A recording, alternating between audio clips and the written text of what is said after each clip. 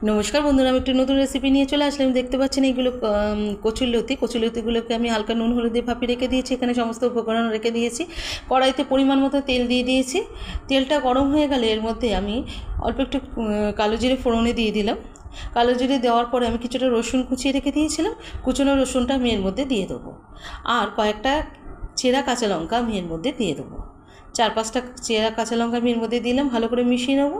রসুনের স্মেলটা যেই বেরিয়ে আসবে তখন আমি এর মধ্যে কিছুটা কুচনো পেঁয়াজ দিয়ে দেবো। পেঁয়াজটা দিয়ে ভালো করে মিশিয়ে নেবো। মেশানো হয়ে গেলে আমি ছোট ছোট চিংড়ি মাছ নুন হলুদ দিয়ে মাখিয়ে রেখে দিয়েছিলাম, সেই চিংড়ি মাছগুলো আমি এর মধ্যে দিয়ে দেবো।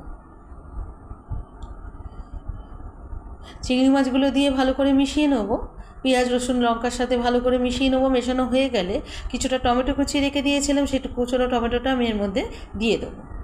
দিয়ে আমি টমেটোটা যতক্ষণ না নরম হয়ে যাচ্ছে ততক্ষণ আমি একটু ঢাকা চাপা দিয়ে গ্যাসের ফ্লেমটা লোতে রেখে একটু রান্না করে নেব।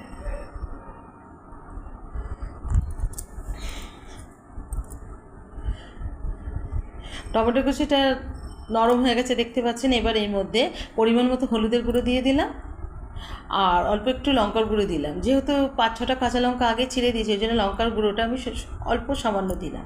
আর স্বাদ মতো নুন দিয়ে দিলাম। দিয়ে অল্প একটু জল দিয়ে ভালো করে কষিয়ে নিলাম। কষানো হয়ে গেছে, এবার সিদ্ধ করা কচুরলতিটা এর মধ্যে দিয়ে দিলাম। দিয়ে ভালো করে মিশিয়ে নেবো। আর অল্প একটু মিষ্টি দিলাম। অল্প একটু মিষ্টি দিলে খেতে ভালো লাগে। দিয়ে ভালো করে মিশিয়ে নিয়ে গ্যাসের ফ্লেমটা লোতে রেখে কিছুক্ষণ কুক করে নেবো। কিছুক্ষণ রান্না হয়ে গেলে আমি নামানোর আগে কিছুটা ধনেপাতা কুচি ছড়িয়ে আমি নামিয়ে নেব।